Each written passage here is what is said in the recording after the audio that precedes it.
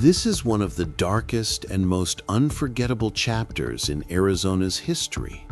A woman, the first and only woman the state ever executed, whose final moments were so shocking they ended the use of the gallows forever. She climbed the steps just before sunrise, calm, defiant, certain she'd die with her boots on. But when the trapdoor opened, what followed left witnesses screaming and the state questioning everything. Today, we walk through her troubled past, a murder built on circumstantial evidence and the execution Arizona was never prepared for. This is the story of Eva Dugan. If you're watching right now, don't forget to hit subscribe button. You're watching Verdict Vault. Stay with us for more stories that matter. Eva Dugan was born in 1878 in Salisbury, Missouri, a farm girl who would go on to live one of the most chaotic and unpredictable lives of her generation. She married at 16, had children early, and divorced soon after. Life pushed her onto the road, and she kept moving, restless and hungry for survival.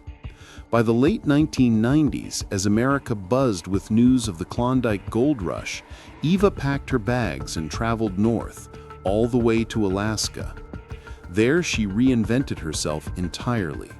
She worked first as a cabaret singer in rough frontier saloons. Later, under the alias Clawfinger Kitty, she turned to prostitution, a name newspapers later emphasized to paint her as dangerous, wild, and unstable. In reality, she was doing what many women in the isolated gold rush towns did to survive. For years, she drifted, from Alaska to the Pacific Coast to the Midwest, through a string of 5 marriages, all short, chaotic, and ending with the husbands disappearing from her life. Some newspapers later suggested those husbands vanished mysteriously. But historians note that none were proven dead, nor proven alive. Her life had simply been a storm, and men often left when the chaos grew too heavy. Eventually, Eva landed in Pima County, Arizona, older now, tired, but still hustling for odd jobs. Somewhere along that dusty road of searching, she answered a help wanted ad, and that ad would put her on the path to death row. In late 1926, Eva Dugan became the housekeeper for Andrew J., aka Jack Mathis, a wealthy chicken rancher in the desert outside Tucson. Mathis was in his 70s, strict, demanding, hard-edged. Eva, meanwhile, was outspoken and quick to challenge him. It didn't take long for the two to clash. Within weeks, Mathis fired her. But a few days later, Eva was suddenly back at his ranch, this time not as a housekeeper, but as someone neighbors later said seemed unusually bold and confident. Then, in January 1927, Mathis simply vanished. No note, no travel plans, no explanation. His Dodge coupe disappeared too. So did his cash box. So did several personal items. Police had no corpse, no weapon, no witnesses. For weeks, it looked like Mathis had simply gone away. Maybe he moved. Maybe he ran off. Maybe he died somewhere on the road. But then pieces began to fall into place. Shortly after Mathis vanished, Eva sold several of his belongings to neighbors and strangers. She also sold his Dodge coupe for around $600, a fortune for anyone in 1927, especially a drifter like Eva. Still, no one accused her yet. But the moment that sealed her fate came not from a witness, but from a postcard. Eva had traveled to New York City and mailed a postcard to her father in California. Investigators had already been tracking Mathis's missing car across state lines.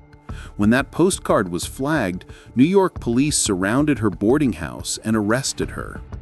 Still no body, still no confession, still no murder weapon, just suspicion.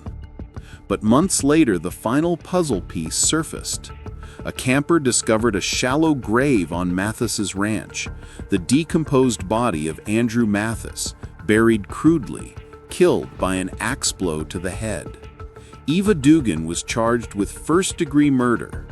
From the start, the prosecution faced a difficult task. No one had seen the murder. No fingerprints or blood placed Eva at the scene. No weapon was recovered. What they had instead was a story, a narrative they believed the jury would find undeniable. They pointed to Eva's quick attempt to sell Mathis's possessions, her sudden disappearance from Arizona, her use of Mathis's car to flee the state, her long, chaotic past, and the gossip about her 5 missing husbands, desperately used to paint her as a black widow. The defense had almost nothing to fight with. No alternate suspect, no alibi, no forensic evidence to undermine the state's theory.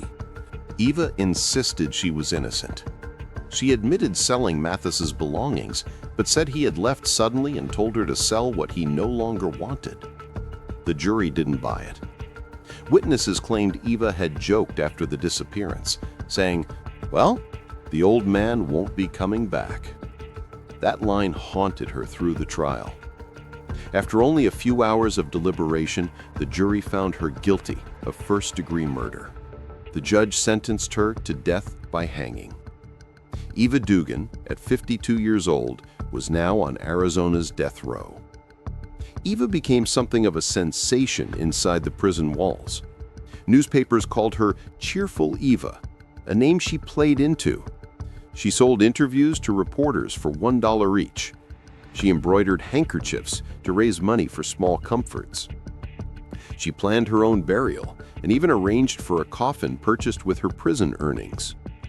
At one point, she selected a silk beaded jazz dress to be buried in, but later changed her mind, deciding she didn't want it ruined in the ground. Her personality was baffling to guards. She joked. She teased wardens. She sang. She paced her cell lithely, as if her execution date didn't exist at all. But beneath the humor was someone preparing for the end. In the weeks before execution, prison officials found a bottle of ammonia and several razor blades hidden in her clothing.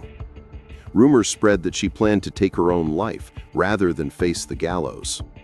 Guards stripped her cell. They put her under constant watch. The night before the execution, Eva barely slept. But by morning, she had regained her dry humor. On February 21st, 1930, at exactly 5 a.m., Eva Dugan was escorted from her cell to the wooden scaffold outside the Florence prison walls. Newspaper reporters, prison officials, witnesses chosen by the court all surrounded the platform, bundled in coats against the cold desert morning. As she climbed the steps, Eva turned to the guards holding her arms and joked, "Don't hold my arms so tight. The people will think I'm afraid." Witnesses were stunned. Some later said she looked like she was walking to a Sunday picnic instead of her own death. She stood calmly as the black hood was lowered over her face. She was asked for final words. She gave none. At 5:02 a.m., the hangman pulled the lever. The trapdoor swung open. Eva dropped. The rope snapped tight, and instantly, everything went wrong. The drop was too long. The knot was too tight. The calculations were dangerously off. The force of the fall ripped Eva Dugan's head completely from her body. Her severed head rolled across the scaffold platform and fell to the ground, landing upright, according to some witnesses. People screamed. A state senator in attendance fainted. One reporter vomited. Others ran. Blood poured from the stump of her neck. The executioner froze in horror. Eva Dugan, 52 years old, had been decapitated before a crowd of witnesses. This grotesque accident immediately became national news. Headlines called it the most terrible execution ever witnessed in Arizona. Within weeks, politicians demanded the end of hanging. Within 2 years, Arizona replaced the gallows with the gas chamber, citing Eva's death as the final straw.